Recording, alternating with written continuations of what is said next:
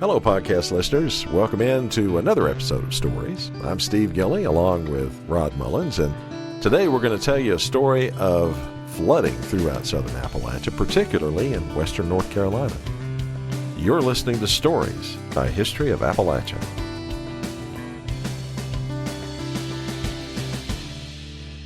You know, Steve, there's been a lot of big floods over the years. I remember the big flood of 1977. That was one big one that I'll never soon forget. But, you know, there's been so many of them, and this one really dropped me when I first found out about it. And it occurs a little bit more south from where our region is here in the central part of Appalachia, per se, of the Kingsport and the Wise County and Southwest Virginia area. But still, this made a big impact on the Appalachian region. Yeah, and it made a little bit of an impact on some local history in the place where we live, but we'll tell you about that at the end of this podcast. Well, the summer of 1916 seemed like any other in the mountains of western North Carolina. Then on July 5th, a Category 3 hurricane hit the Gulf Coast at the Alabama-Florida state line, making it the earliest major hurricane to make landfall in U.S. history at that time. Well, the hurricane headed north into Appalachia, dropping heavy rainfall over North Carolina by July 7th. And then the storm stalled, continuing to dump water on the mountains for 7 straight days. Well, that was bad enough, but it was about to get much, much worse, wasn't it, Rod? Yes, it was, Steve, because on July 14th, another hurricane hit the United States, this time at Charleston, South Carolina, then headed northeast into the same mountains on that same track that had been enduring heavy rain from the first storm for a week. Rivers were at flood stage when the second storm hit, and with nowhere to go, the water from the second hurricane poured into rivers already overflowing their banks. The French Broad River crested at 21 feet, 17 feet above flood stage. The river had expanded from its usual 381 feet across at Asheville to go to an incredible 1,500 feet across. That is a third of a mile. That is one big stretch of floodwater. Well, by Sunday, July 16th, dams were bursting all over western North Carolina. And as you'd expect, houses, bridges, and train trestles were washed away. The mountains of North Carolina were cut off from the rest of the world. Mud was also a problem, as waterlogged hills gave way, sending dirt sliding into the raging floodwaters. One survivor described the roar of a mudslide as it rushed past his home, taking off the back porch, then the entire house. Linville Falls, 50 miles northeast of Asheville, saw a landslide that destroyed a house.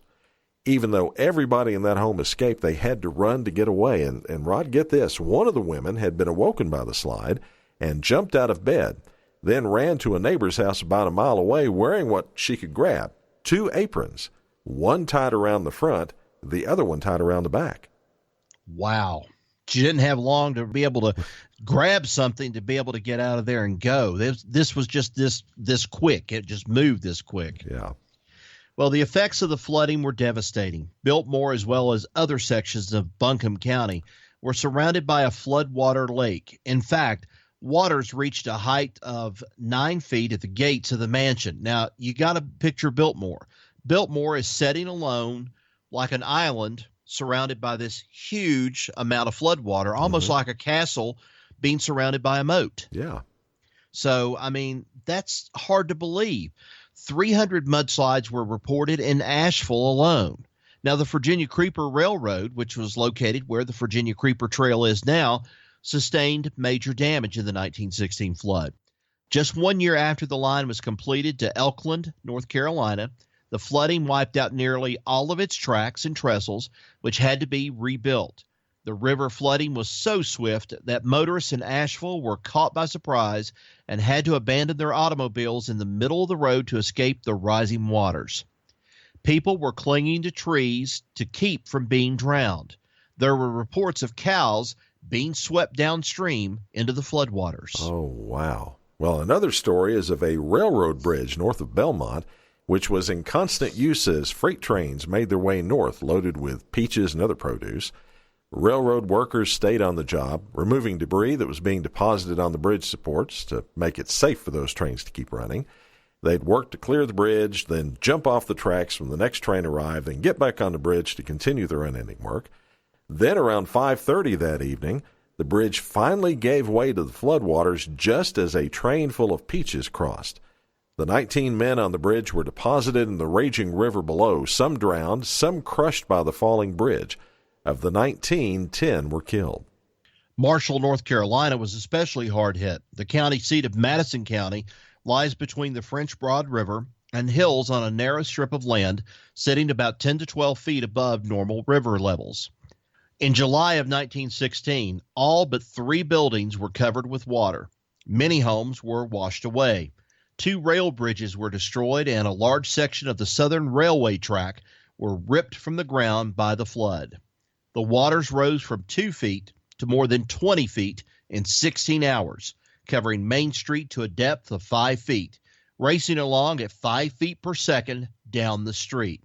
Shortly after noon, houses began to come off their foundations and began to float down the river. And Steve, if you really want to get an idea of what something like this was like, I'm sure people could go to YouTube and see these videos that they have captured of mud and water coming down these hillsides or coming down in certain areas, because it is hard to believe that even though the water was 5 feet deep, it was racing at 5 feet per second down the street, and that's fast. Yeah, and if you've never been to Marshall, North Carolina, you've got to picture in your mind this place that's kind of like there's a curve that goes through the middle of town. The river's on one side, there's a mountain on the other side, and all the buildings are right along that narrow strip. So when the water comes up, there's no place to go. Right. Except downstream. And that's exactly what happened. Wow. Well, a resident of Watauga County, Andrew Jackson Green, kept a diary most of his life, and he made several entries detailing the flood and its effects on Boone and Watauga County. July 9. This is a day to be long remembered. I don't believe that the rain has ceased during this entire day. A part of the time, it rained real hard. The waters are flush, and they are likely to get worse. It has been a long time since I have seen so much rain in one day. July 14. Just at night, it commences to rain. The wind blows, and it becomes a very gloomy time. The storm increases in fury. The wind rages so that I cannot sleep very well. And then the second hurricane arrived. July 15. The rain continues this morning. The wind is high. This is the most terrific storm that I have seen in a long time. The waters rise and much damage is done. The power plant has been damaged very much. The general destruction is awful. The entire day is spent in great anxiety.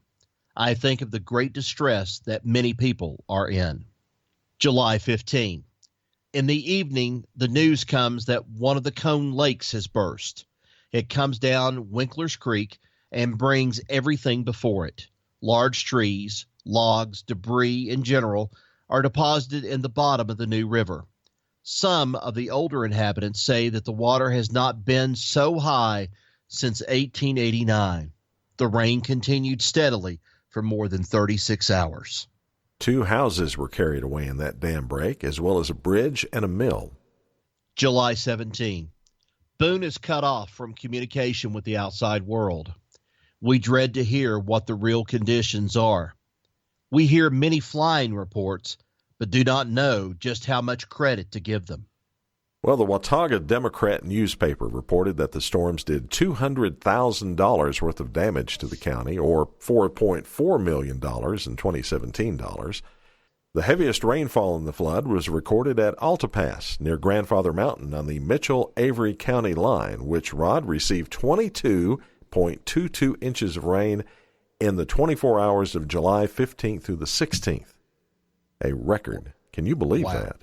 Well, and we've thought about it too. Of course, the hurricane that went through Houston and down there in southern Texas, and they got as much as 25, 30 inches of rain or more.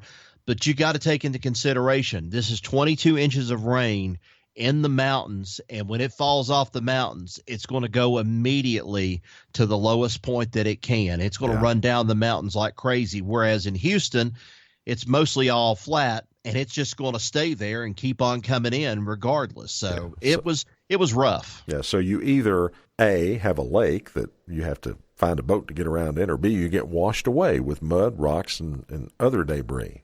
Exactly. Not a great choice, in my opinion. Yeah. Mm-mm. Anyway, in the end, the 1916 double punch became the deadliest and most costly natural disaster in North Carolina history.